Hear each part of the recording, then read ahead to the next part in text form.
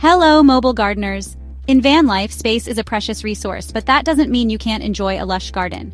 Today, I'm diving into vertical and hanging gardens, efficient ways to grow plants that save space while enhancing your mobile home with greenery. Vertical and hanging gardens use walls, shelves, or suspended containers to grow plants vertically rather than on flat surfaces. These setups are perfect for vans, making the most of limited space while keeping your garden organized. Here's how to set up a vertical garden in your van.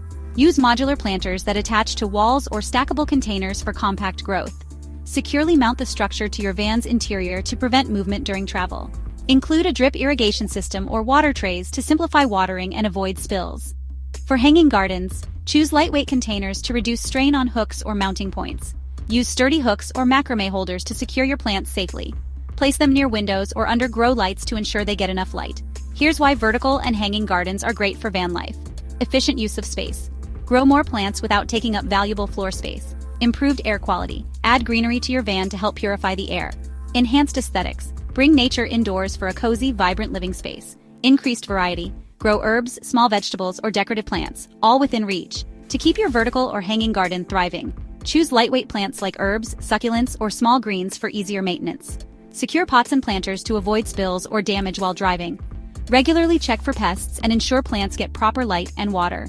Vertical and hanging gardens are not just space savers, they're a beautiful way to bring life into your van.